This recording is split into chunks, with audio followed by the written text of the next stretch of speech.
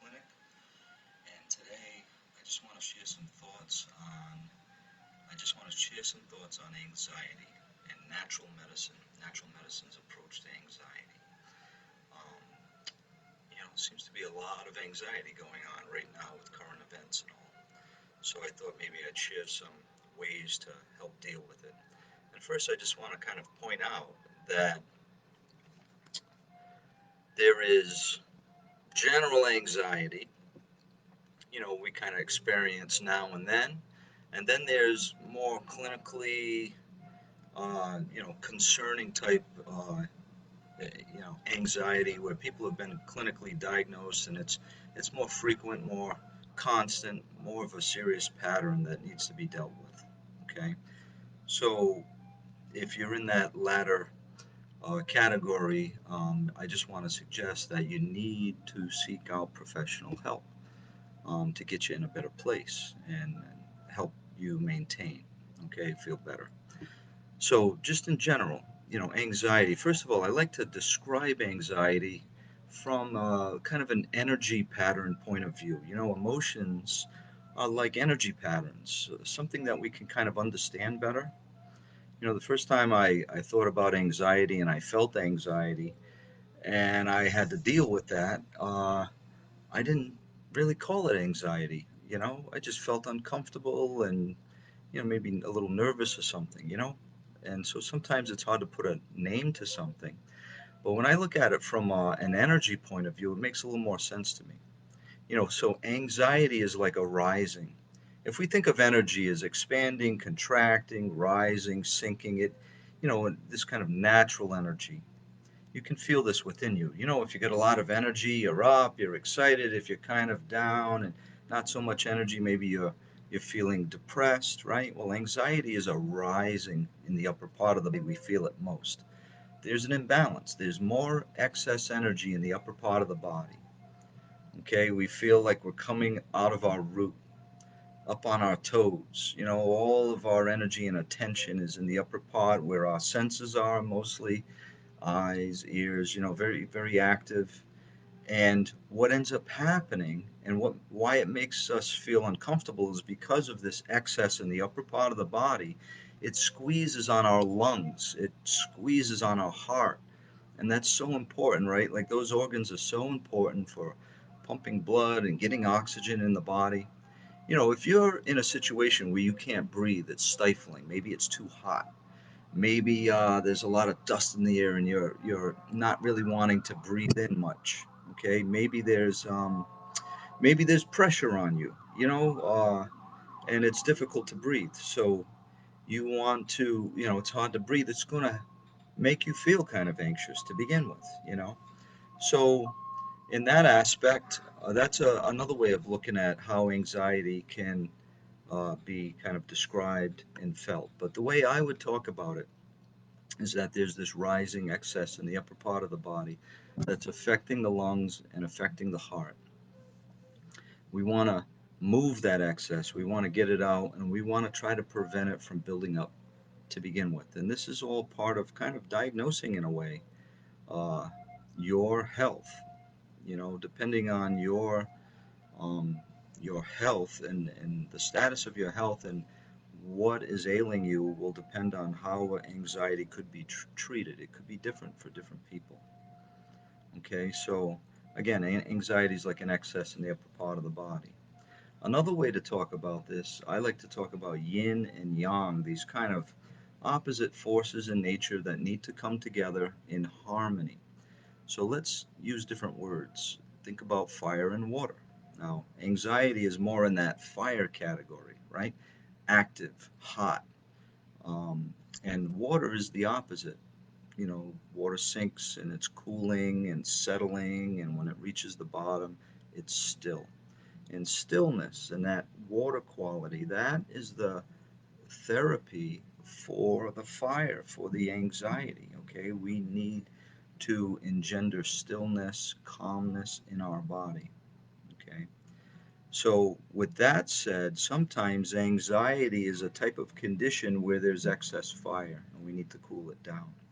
Sometimes anxiety, particularly if it's chronic, is a deficient like water type condition. Those cooling properties, those relaxing properties in the body are not supported and sufficient to cool down and balance out that fire. So if you think about boiling water and the steam is like function in the body, anxiety could be a thing of like there's too much fire, or maybe there's not enough water in the pot and that fire is getting too hot for the pot. Think of the pot as the body, you know? So we're generating too much energy for the body to handle, for the lungs and the heart to handle.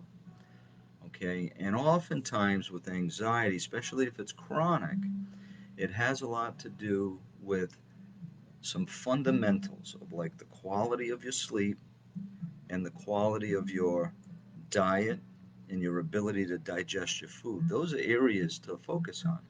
If those aren't sound, you're going to have lots of different trouble.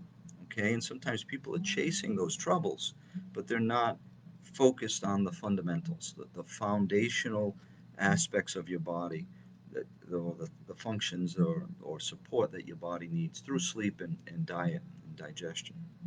Okay, so think about those things. Think about your diet. How's your belly feel when you eat? You get bloated a lot? Do you feel kind of gassy, nauseous? Do you deal with discomfort, constipation, loose stools, different things like that? How's your sleep? Are you able to sleep well? Do you feel energized when you wake up? Or do you feel kind of like your sleep is irregular? You don't get enough, restorative sleep that helps you to feel good when you wake up in the morning? Because that's going to be important, especially if you got like aches and pains and things that just don't seem to go away. They're chronic, and you're not sleeping well and restoring your body, rejuvenating your body. You're going to spiral downward in a discomforting health pattern that is going to be debilitating. So sleep and diet are very important fundamentals. And diet, particularly when it comes to anxiety, comes to mind. That's something you can think about and focus on. Too much processed foods are not going to have the nutrients your body needs to rejuvenate. Too much sugar is, again, a false kind of diet that gives you a sense that you're nutritionally sustaining yourself, but not really. Too much sugar. We need good nutrients from good sources of food that are fresh, like fresh produce, good sources of meat, for example, fresh foods, as opposed to foods that can sit on a shelf for a very long time. So we want to think about diet, any kind of discomfort with the diet that could exacerbate your health and lead to, say, patterns of anxiety. Um, a lot of different things, actually, but I'm just trying to connect two dots that people don't tend to think about. So think about your diet, and if you need more help with that, you can contact me and we can go through an evaluation and really get targeted with nutrition for what you specifically need. Because you can have 10 different people with anxiety and they need 10 different types of diets, okay? They're different people. That's what natural medicine is about, supporting a unique person's health and what they need to support their health, okay? Another thing that I would like to just kind of offer and share is breathing techniques, okay? And I'd like to start off with, trying to control your breathing could cause some trouble. I had a patient once that hyperventilated when I started talking to them about trying to play with their breathing patterns. And I had to tell them, just let go, stop thinking about it, just let go, and then they returned back to a normal breathing pattern and then they stopped hyperventilating. So just be careful with breathing patterns and seek out people who are professionals with this. You can always chat with me about this. But I want to suggest something very simple. First of all, when we are in an anxious state, there's an excess here. And sometimes we want to, like if I say, you want to focus on your breathing and try to breathe deeper, we tend to breathe too shallow. Okay?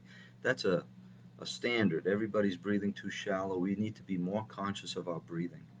When we get busy, we're kind of like our senses are excited and we're paying attention and we're trying not to breathe much so that we can listen and look and We put all our attention into that, and the breathing becomes shallow. So be aware of that. Try to settle into your body and relax, because breathing is a downward kind of effort, and anxiety or stress or getting busy is an upward type of effort. They go against each other. So to relax, you need to be focusing kind of on downward, settling patterns, breathing a little deeper. But when I say this to people, sometimes people will say, I can't feel like I can take a breath in. That's because you're too full inside to begin with, and we got to get it out first. Okay, so a simple trick is when you feel kind of panicky or full in the chest, okay, focus on exhaling very long, very gentle. Be gentle with yourself, but you're exhaling, trying to deflate like a balloon or like taking air out of a tire. Just try to deflate. Okay, and when you get to the end of your breath and there's no more air coming out, mentally continue that intention of exhaling. Okay, and you're going to get to a point where you want to inhale.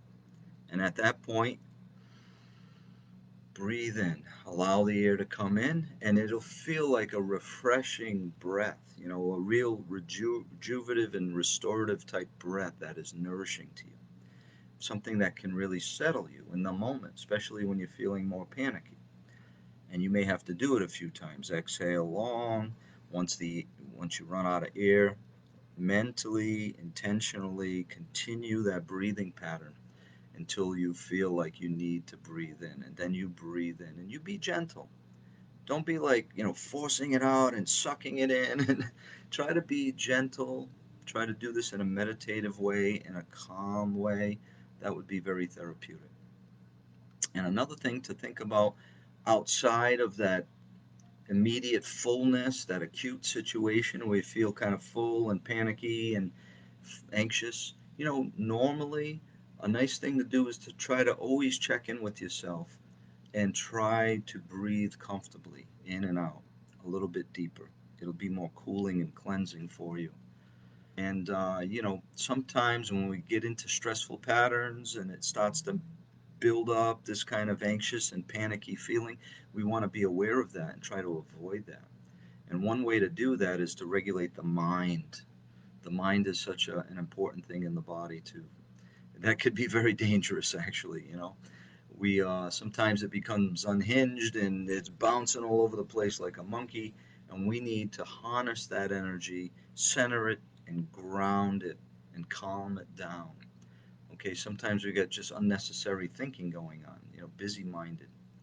And a thing to do when that is happening and you notice it is, you've got to develop patterns to organize your thoughts. Okay, that's something to work on. You can't just allow your mind to just be jumping all over the place. Okay, it's like a child that's out of control and you're in the supermarket and you got to train the child to try to learn to be better and, be, in a, more appropriate way. Same thing with the mind. And if you don't do these kind of trainings and this kind of organization, you're always going to have an unruly mind, like an unruly child that is out of control all the time. So we try to organize our thoughts first. And when you're feeling kind of busy minded and, random thoughts are coming in that are kind of useless, just let those go and try to bring your mind's focus on your breathing and make sure you're breathing deeply and comfortably. And one way that you know is that you feel your breathing into your belly.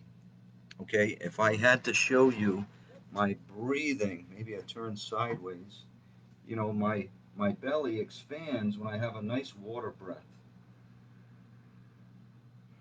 That's a nice calming water type breath that is nourishing and relaxing. But a panicky kind of breath is all up in the chest, or if you want to get your energy up, sometimes they'll say a military breath. You feel it in the chest, that kind of thing. So this is a yin yang type breathing, the fire breathing up in the chest, the water breathing down in the belly. When you want to promote calmness, put your hands on your belly and you breathe into your belly, nice and slow, nice and comfortable. Always be gentle with yourself when it comes to these kind of things. And you work on it over time. And over time, it becomes a habit. And as it becomes a habit, you don't really have to work on it so much. And you're in a better place at that point. Okay? Nothing happens overnight, but encouraging good habits, good patterns, that can really be supportive to your health and conditions like anxiety. I hope you found this video helpful. Leave some comments, like and share, and spread the word. And keep on the sunny side. Until next time, take care of yourself.